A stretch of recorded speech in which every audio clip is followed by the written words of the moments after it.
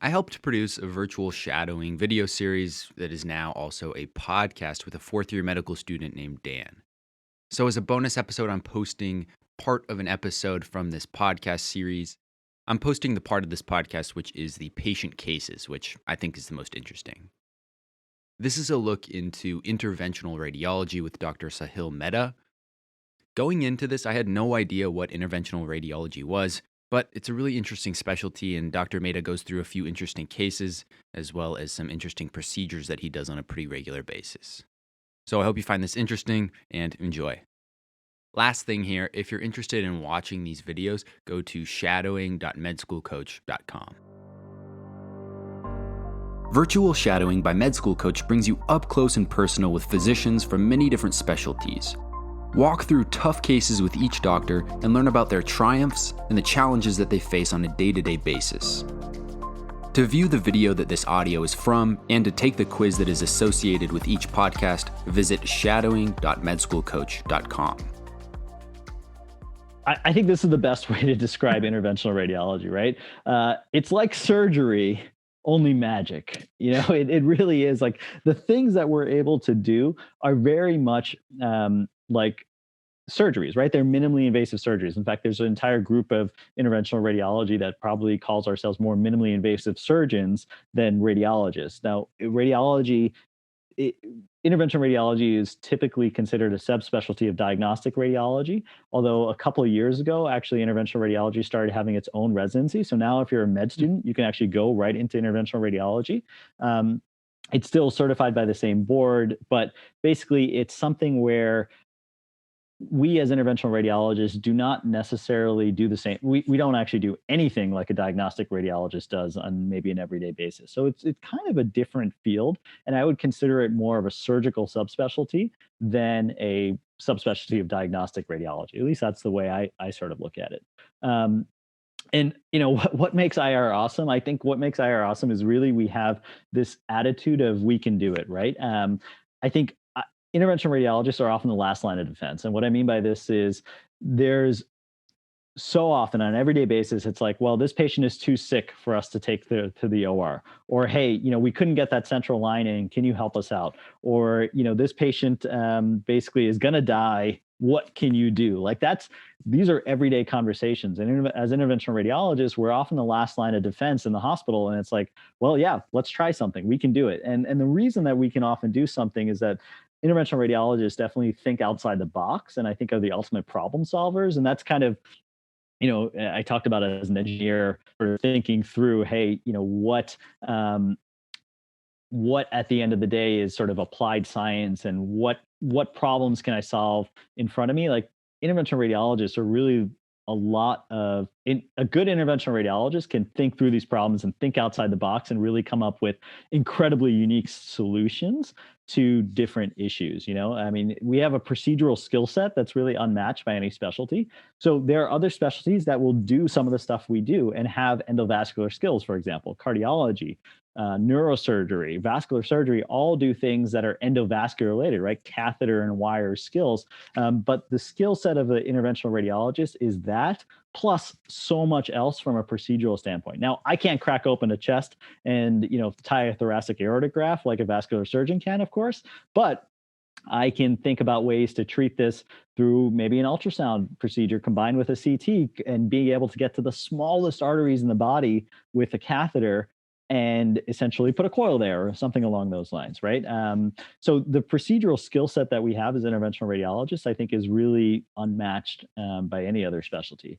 And then I think what's so cool about IR is literally I take care of patients across the spectrum. And that really means like pediatric patients. That means patients who are dying on the table. Like, literally, this patient is going to die on the table pretty much every month. Unfortunately, we have a patient who dies on the table because they were so sick and they needed an IR procedure, and they unfortunately didn't make it. At the same time, I treat patients who say, you know what, the vein in my leg is bothering me when I wear a swimsuit. Can you help me with that? So we do like cosmetic procedures, right? So this like entire spectrum of procedures that an interventional radiologist can do, and the types of patients we take care of is just so varied. And that's one thing that's really cool to me about it. It's There are other specialties that are very focused, right? And that's awesome because they're super focused on just that and that problem over and over again. In IR, we're focused on problems of the vascular system. We're focused on problems of the brain. We're focused on problems of the GI system. We're focused, like, it's just all over the spectrum of what we can do. Again, from the sickest patient who's dying on the table to literally that patient who says, again, like these varicose veins in my legs are kind of unsightly. You know, those like spider veins that you get, the Yeah. veins in your legs that kind of look funky, and you wear a swimsuit and you don't like them, like we treat those, right? That's some of the stuff that we also treat. So it's like this wide spectrum of things that we treat that I think makes it super exciting. Um, and so, what I wanted to do was take you guys through just a couple of cases, right? To think through like what this looks like. I'm going to create some new pathways. I'm going to fix an aneurysm. I'm going to stent a venous obstruction. I'm going to open up veins that have been clotted for years and restore intractable pain, right? So these are 5 different cases that I thought just capture, sort of an everyday life in interventional radiologist. And I can go on. I can have 50 cases that are interesting like this. This is just a small version, but here's the first case, and maybe Sam and Dan, I'll rely on you guys a little bit to think through, what you guys are thinking. Dan, you being a 4th-year med student, I mean, 46-year-old man comes up coughing up blood. Like, what are you thinking? So I'm thinking, why would he be coughing up blood? There are several different reasons for this to be happening. Did he tear a part of his esophagus? Does he have like a superficial or even a deep tear? Does he have some sort of varices? Like maybe he's a chronic alcohol user who has varices now in the esophagus and might be coughing up blood from one of those ruptured varices. Could be a lot of different things like that. Maybe he has a gastric ulcer even. So there's a lot of different things that could be causing this. Yeah, so that's exactly right, right? So there's a lot of different things that have been causing somebody to cough up blood. And what you guys just saw Dan do was sort of go through some of what's called a differential diagnosis, and he's going to ask that patient some more specific questions, right? Like, hey, how much do you drink on a daily basis? The patient says, I never drink. Well, it's probably going to put you down one category. On the other hand, if the patient says, I drink a pint of vodka a day, it's going to put you down another category. And so, as a physician, as a med student, these are some of the things where you see coughing up blood. It can actually be caused by a huge amount of different things, right? And the goal of a clinician is to actually nail down what's causing that. And so I, as an interventional radiologist, may actually not be involved in the nailing down of that. Actually, that's more of maybe the emergency medicine doc or the internal medicine doc who's taking the initial history of things. But they may call me later when they say, okay, you know what, this is due to varices. And so just want to take you guys through why this may happen, right? And so let's say that this guy said, you know what, I'm drinking 10 pints a day, 10 beers a day for the last 30 years, right? You're kind of really thinking that this guy has liver problems at the end of the day. And liver problems and coughing up blood very much means that this person has varices, most likely, right? So what are varices? Sam, you ever heard of varices? No, never. All right.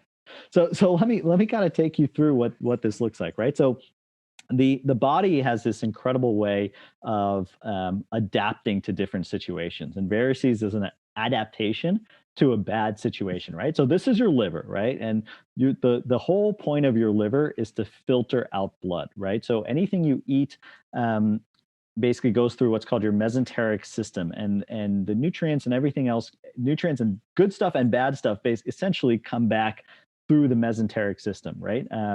This is kind of an oversimplification, but I'm going to go with it anyway. Basically, the blood, when you eat something, needs to be filtered before it goes back to the rest of your body, right? So if you've eaten toxins, if you've eaten something that the body doesn't like the liver is your filter at the end of the day for those things, okay? And so what happens in a normal situation is your blood, the nutrients that the blood needs will come back. These little red dots are blood. It's going to come back. It's going to be filtered by the liver, and then it's going to go up the hepatic veins. And actually, your heart would sit up here, and it goes into your heart, and then your heart pumps, and then it gets it to the rest of the body, right? Actually goes to the lungs and then gets to the rest of the body. So that's basically what happens to that's what your liver does. It filters out toxins at the end of the day, right? And simplification is your liver filters out toxins. What happens when you drink a lot is that your liver ends up being crappy, right? It ends up sort of not working the way it should. And so instead of filtering out, it basically becomes hard. And as it becomes really hard, what happens is that blood can no longer flow through the liver in the way that it's supposed to. And so instead, what happens is that blood goes up and it actually, like, the liver kicks it back out. It's like too high resistance for it to go through the liver. And so what it does, it actually goes through veins that are really not supposed to be there, or were there when you were a baby. There's this whole other talk probably on OBGYN about this incredible, what's incredible, like the fetal circulation. It's really cool. Basically, the fetal circulation is sort of almost reversed compared to the adult or even pediatric circulation. So when you have a placenta, things go opposite directions. And I'm not an OB, and I'm not going to talk about that because I don't remember any of that. But basically, there are all these different pathways that open up, and one of them is like the coronary vein, and this is the stomach. These are what's called short gastric veins, or and basically they will kind of go around the stomach or the esophagus. And so in a normal situation, you don't have all these veins, and they're not very big. But in an abnormal situation, when your liver can't filter out the blood, essentially these get really big. Okay. And so what happens is that these get really big. They sort of hop around and go around the esophagus and stomach. And these are what ends up bleeding, right? And that's what's called a varix. A varix is basically an abnormal vein, something that is dilated to a area where it shouldn't be and can easily cause bleeding, right? The blood's got to come back somehow, right? And it comes back through these different pathways. And so there's a lot of things that people can offer this patient, right? So the medicine ED team, they can fluid resuscitate the patient, right? Let's say that they're dying on the table, their blood pressure is low. Maybe they placed that central line we talked about, right? And they gave them a bunch of blood real quick to get their blood pressure back up. They can start drugs to pressure support and constrict the system to make sure that essentially the brain gets enough blood so that the person doesn't die of brain damage in the meantime. Our GI colleagues can do a lot of stuff with these varices, right? They can actually go in through the mouth and they can band a varix. So they can see a bleeding varix and they can band it. They can place what's called a Blakemore tube, which is essentially like a really big balloon to stop the bleeding at that juncture. And then there's also some surgical options, but the surgical options aren't really very good in the short term, right? So if this person's like coughing up blood, you can't go get them a new liver and place it into their body right away. Liver transplants take years to get, so this patient may end up being referred to IR. And what I think is really cool is what I'm going to do for this patient is I'm going to create a new pathway, right? So here's how I'll talk to the patient. I'm going to save your life by having your blood bypass these bleeding veins, by creating a new pathway for the blood to flow through, by blindly sticking a really long needle from one side of your body to the other, and then putting a stent through the liver. And at the end, I'll put a Band-Aid on your neck. Like, that is what I'm going to do for this patient. And I say this because I think that this is like the coolest thing in the world, right? So this is what's called a TIPS procedure. And actually, this is one of the ways I initially got interested in IR. I remember hearing about this in med school and I was blown away. I was like, wait. What just happened there? We were able to save this patient's life who was bleeding from a varix and create this whole new pathway through the body. And then put a Band-Aid on their neck at the end and they walk away. Like, that blew me away. And so this is what's called a TIPS procedure. And essentially, this is the liver again. What we do is we come down through the neck and I find the hepatic vein, which is the vein that essentially drains the liver. And I essentially get into here and then I stick with this really long needle from the neck and I try to find the portal vein, which is that vein that brings the blood back from the bowel. And once I'm able to stick there, I'm able to place a stent through essentially at the end of it. And that stent now, instead of blood coming here and then getting to the liver and then flowing back like we saw in the bad liver, what it's able to do is able to go through here and then go through the stent, because that stent is just open and a path of least resistance. And so blood can kind of flow back the normal way it's supposed to flow. How do you find those veins? How do you know where you're at? That sounds difficult. Yeah. So, I mean, basically what we do is while we're doing this, we understand where the hepatic vein is. Based on anatomy and based on doing this a lot, you know exactly where these things are supposed to be. You inject some contrast essentially as you go to be able to find your way. But I can tell you, right from an x-ray where I'm at. So I look at the x-ray and I look at where my catheter is and I know exactly based on anatomy where that hepatic vein is supposed to come off. And I know it's okay, it's right there. Now, for the portal vein, oftentimes we are sticking blindly in some ways, but we know again based on anatomy, maybe based on the CT scan beforehand, well, it's in front of where my catheter currently is, and so I'm going to angle this needle essentially forward. And as I angle this needle forward, it should hit that. It should hit that. Like that's kind of how we do it. We kind of know the anatomical relations of things and are able to find our way based on that. That's awesome. Yeah, incredible. So this is kind of what it looks like. So, if you were sitting there next to me, like this is what I'm looking at, right? I'm like literally staring at the screen, and this is kind of what it looks like. So I've come down. This is the heart, right here. This is the liver, and we just kind of know that from looking at X-rays and understanding. And I know that this is the hepatic vein, and so this is after that tip stent has been placed. You actually see, I mean, you see that like a little ring and all these stents. That's the tip stent. That's the stent that we've placed. And what you see is that as we inject here, these are the varices. Remember, I said that blood should normally flow this way and then up this way. But what you're seeing is that blood is actually flowing this way and then up this way because that liver is really hard. And so this right here is kind of where the stomach lies. And you can imagine if you have this giant vein wrapping around the stomach or around the esophagus, that's what causes it to bleed. And so in this case, we placed the tip stent, which shoves the blood the way it should. And then we actually ended up coiling this thing and embolizing it. So embolizing means shutting down the blood flow. And we basically pack this thing with a bunch of metal coils and plugs. And then as we inject, okay, now we see blood is no longer flowing all the way up here. It's flowing back this way in the way that it should. And so this patient is no longer going to bleed from that area. In fact, the blood's going to flow back the way that it normally should. So that's a TIPS procedure. It's called a TIPS, and again, it's like one of the coolest things I think that we do. And again, I was blown away about this in med school, and now I, do this twice a week. It's one of these things where I was like, wow, this is super cool. And these are the things that we kind of do every day as IRs. So I don't know, questions. What do you guys think on that one? Quick question. That's crazy. Yeah. So quick question about that then. So you said the liver is doing a lot of the filtration, like metabolizing the whatever is going through the mesenteric system. Now, when you put in this TIPS, like when you do this procedure, now the blood is just bypassing the liver. So like what's happening to the blood? Well, that's a great question, right? So the blood is bypassing the liver. So not as much blood is going to the liver to get filtered, right? Because we put this tube in that essentially takes the blood from the mesenteric system directly to the systemic circulation, and we've bypassed the liver.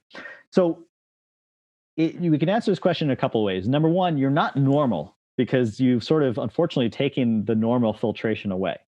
But in a liver patient, you were never normal, which is to say that blood already wasn't flowing that way. Right. And so we look out for things and want to make sure that things still get metabolized.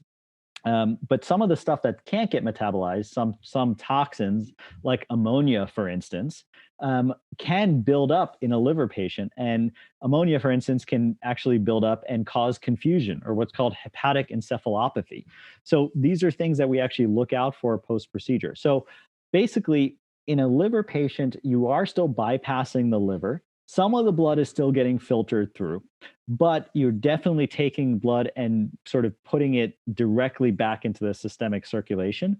But most of these patients already had blood going directly back into the systemic circulation. Right. It was just going through a varix, which has a high propensity to bleed. And so we're kind of trading one system for another system, of one that we can control a little bit more and we know won't bleed, because this will bleed. This won't bleed at the end of the day. Right. Okay. So, here's another, case. So 76-year-old male came in with hypotension, right? Hypotension means your blood pressure is low. right? And so when your blood pressure is low, you got to be thinking about a number of things. I mean, Sam, as a pre-med, you probably have taken, people's blood pressure. When you see a low blood pressure, I mean, are you worried about anything? Maybe they're losing blood volume somehow.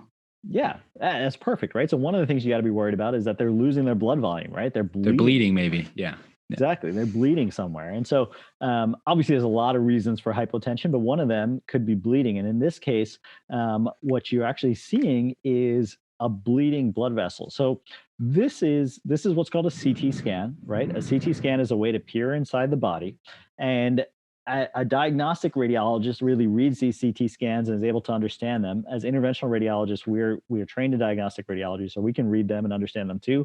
Emergency medicine people can, surgeons can. Like, a lot of people are going to be able to read a CT scan and kind of get a gist of what's going on.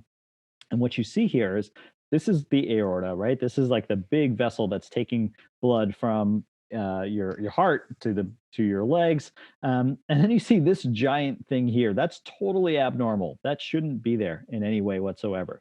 You can see it also on a coronal plane. So this is sort of cutting. This first picture is cutting you this way and taking a look. This next picture is cutting you this way and taking a look. And so what you're seeing here is this giant aneurysm that is losing blood, right? So this person is losing blood from this aneurysm. Aneurysms can happen all over the place in the arteries. It can happen in the veins, but it can happen in the aorta. It can happen in the thoracic aorta, like up here. It can happen in the abdominal aorta, or it can happen in these small vessels. In this case, the aneurysm is actually off of what's called the common hepatic artery. And so this is us, right? So this is what I'm seeing. As I'm doing this, what I've done is I've gone in through the groin. Okay. I've put that tiny little needle into the groin with that little IV, and I've inserted this long catheter. And I found my way up to what's called the celiac artery. And then I've injected the celiac artery, and I see normal artery. Okay, that is very abnormal. Arteries should get smaller as they go, right? So if you kind of don't look at this for a sec, look at this, right? So this is a normal artery, and it's like a tree, right? The branches of a tree get smaller as you go. So it gets smaller and smaller, right? Smaller and smaller. And the ones in the middle are bigger, and the ones out in the periphery are smaller. This is clearly not supposed to be there. That entire thing is not supposed to be there. This is a giant aneurysm that's bleeding and is rupturing and causing the guy to continue to bleed and die and lose volume, right? And so how do we solve this problem? Well, what's again so cool about our is we can actually solve this problem by what I've done is I've put a sheath up here, and I'm about to put a stent right over that area, right? And so as I put that stent over the area, what's going to happen is that all the blood is just going to go through there. It's a covered stent. So I've deployed a stent across that entire area. And now I inject again, and you don't see the aneurysm, right? Because I've totally excluded it. I've totally taken it away because the blood can no longer fill that aneurysm, which is essentially a hole in the artery, right? So here we had a giant hole in the artery, and then I essentially plugged the hole, right? I did some plumbing, right? I patched the hole with the stent, and that's it. This is what's called a CT scan after, and you can see that big aneurysm is gone. You can see this flow maintained all the way to the liver, right? So you couldn't just go in and operate on this. If you went and operate this patient would die, right? So if you tried to cut this patient open, like, what are you going to do with this thing? It's going to burst open. It's going to bleed everywhere. This is the only option this patient had, was to be able to somehow embolize, stent, graft, or whatever else, shut that down through an interventional approach. What's the cause of that? So this can be caused by a lot of different things. In this case, there's a couple of clues. Dan, any idea what may have caused this?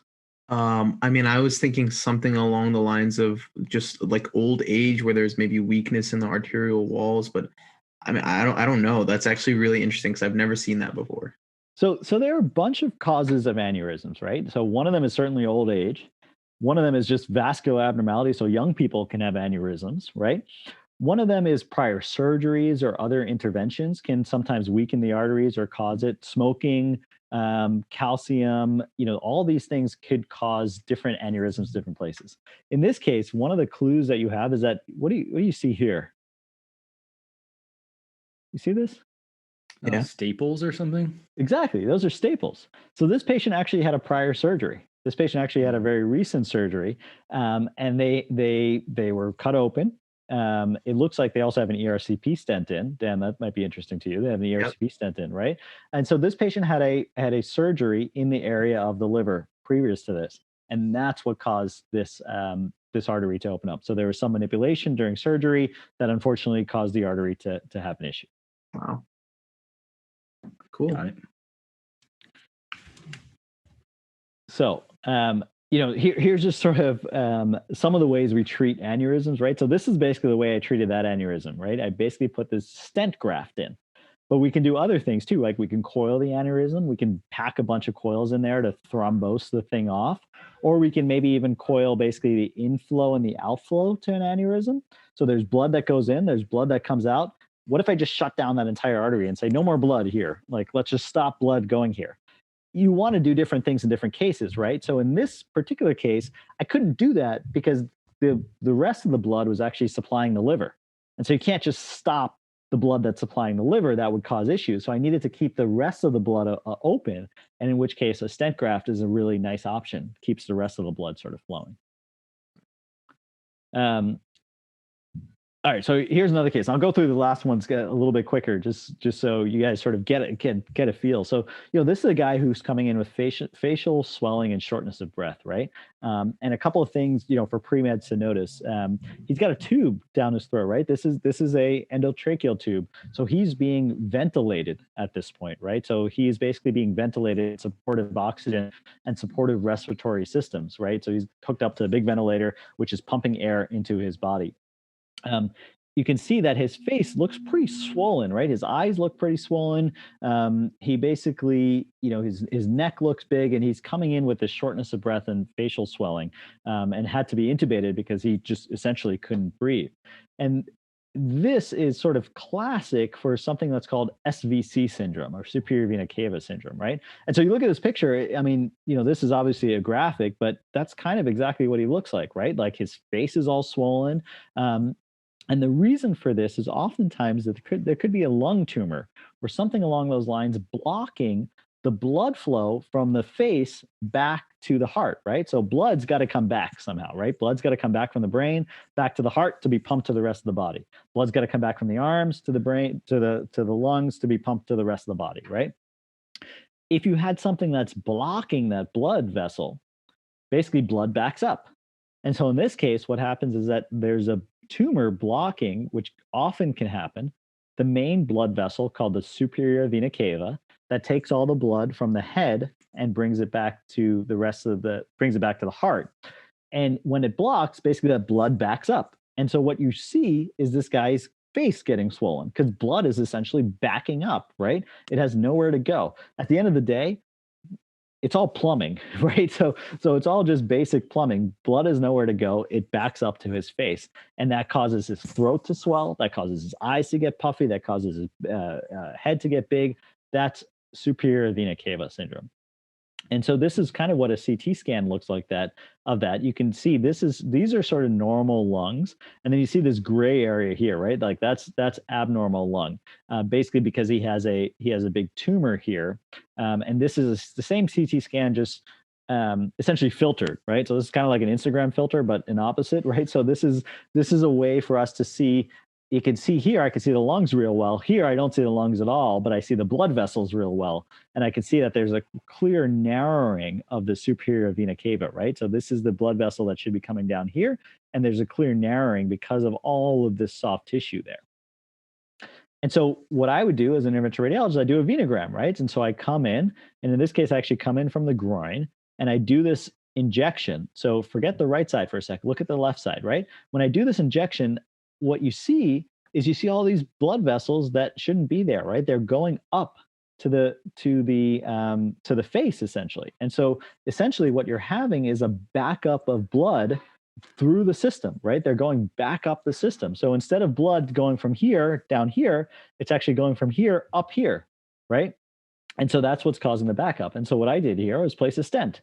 The minute I place a stent and inject that contrast again, you see all of these things are gone, right? Now blood flows directly down into the heart the way it should. And so this is an SVC stenting, a very common condition that we deal with and something that we stent all the time, depending on the pathology of this. So what's really cool about this is that oftentimes immediately you see a big result, right? And so this is that same patient 10 minutes after the stenting, and you can see already, look how much better his face is, right? Look how much better his eyes are, that all that swelling is gone instantly because the blood now has a way and a pathway to go forward back into the heart. So that, it's a very simple, relatively simple and quick procedure that we can do, but it can really make a tremendous impact and obviously, really save a patient from being essentially dead because he can't breathe. This guy can't breathe at the end of the day with this. Make sense? Right. Yep. This is a similar case, but in one which we treat quite differently. So you can see this is a right hand and a left hand, right? And you can see that right hand is huge, right, compared to the left. So he's got arm swelling. And the reason he has arm swelling is because he's a dialysis patient and has had different, basically a graft created up here. So dialysis patients need their blood filtered through a dialysis machine, right? And for that to happen, they need blood to be taken in and out of their system. And oftentimes, you create what's called a fistula. The surgeons will create a fistula in order to do that. Now, what happens over time is, unfortunately, these fistulas sort of close down. And this is one of the big problems with diabetic patients who end up on dialysis and what's called end-stage renal disease. They basically have issues with their venous access and their flow, and they can't get dialysis in the way that they want.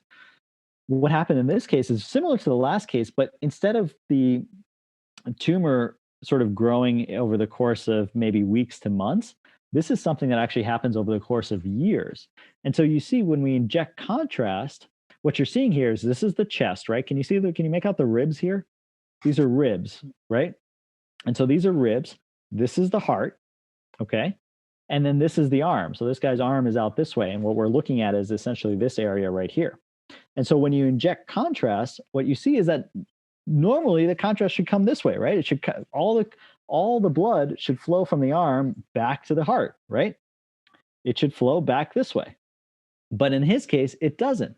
It actually ends up flowing the opposite way, right? So it flows through these tiny little collateral veins, is what we call them, all the way back to the heart. But that causes his arm to swell, right? Because he's got all these veins, essentially. Again, it's a plumbing problem. The blood can't get from one side to the other. And so you can see that's where essentially where the blood stops. And this is the same X-ray sort of with the bones. You can see a little better, so you can understand where you are. Right, this is the shoulder, right here, and so this is everything that's backing up, and you can see why his arm is sort of swelling because of all these different things. And so, what can I do as an IR? Right. So, what I did was I basically created a new pathway. Right. So I essentially came from the groin, and I came from the arm. And I said, how am I going to connect these two dots? Right? Because that's what I got to do, right? At some point, this guy had these dots connected, right? The normal, essentially, brachiocephalic and superior vena cava should come this way, but they've scarred down over time to nothing, which can happen. Basically, these veins can scar down. And so what I did was I took this point, and I took this point, and again, with my really long needle, I basically connected the two. And so I took a super long needle from the groin.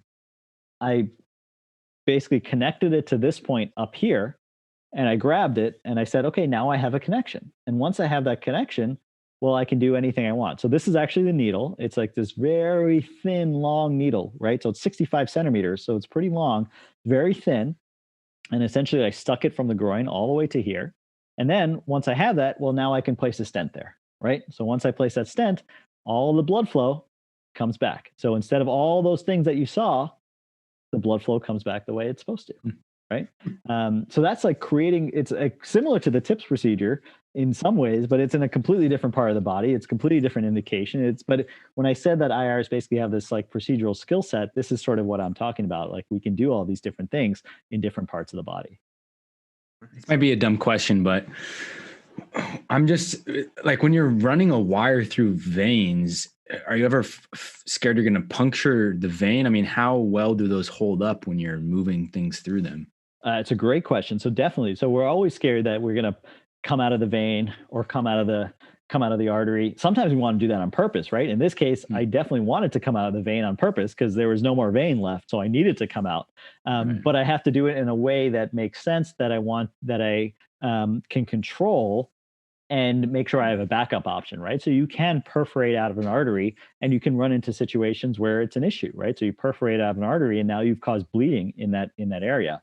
What you have to do is have backup options, right? Maybe I stent it, maybe I balloon it, maybe I understand that it's happening right then and there, and I can treat it because I'm right there. But that definitely can happen.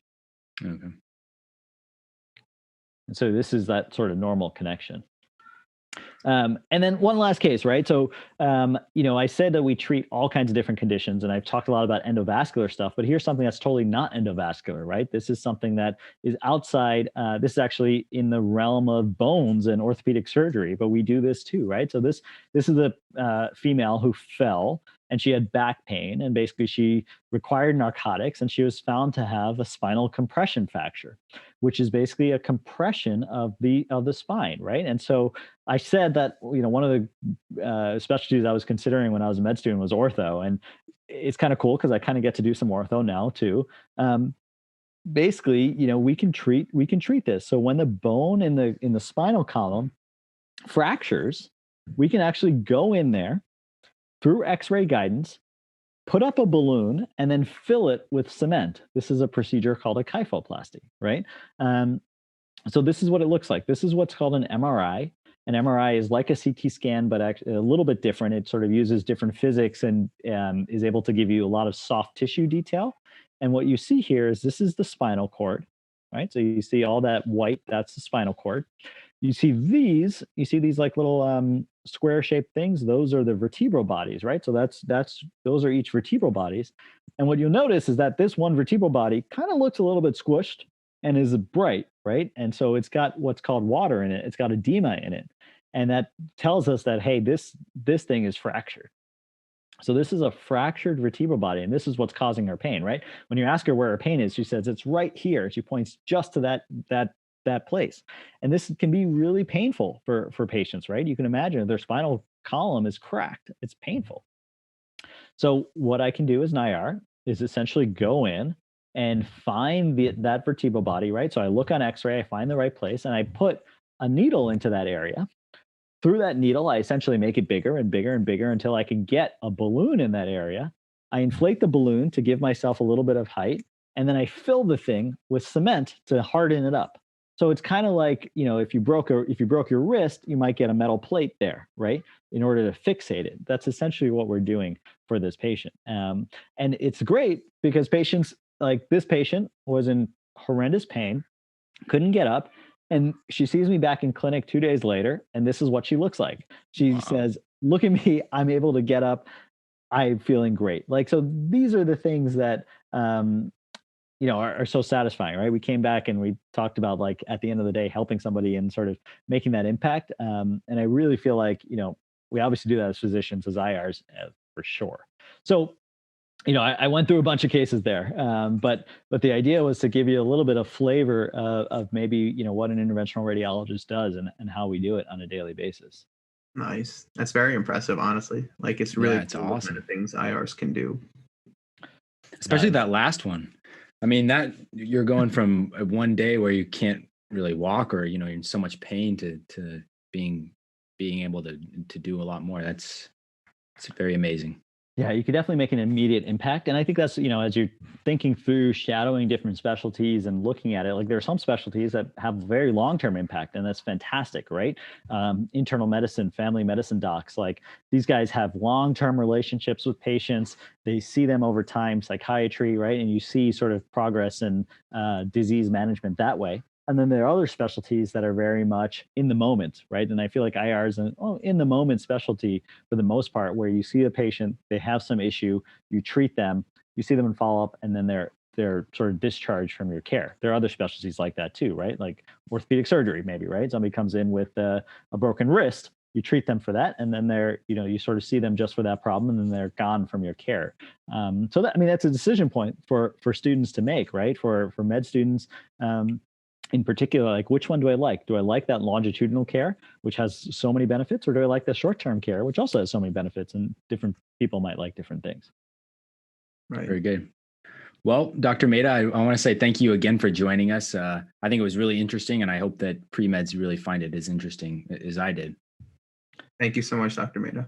No problem. Thank you, guys. If any of you guys have questions or anything I can answer, feel free to drop me a message through whatever means MedSchoolCoach has. Happy to sort of talk through. Thank you for listening to the Virtual Shadowing Podcast, powered by MedSchoolCoach. Watch each physician present their cases, along with fascinating images and visuals at shadowing.medschoolcoach.com. There, you will also find a quiz that accompanies each specialty.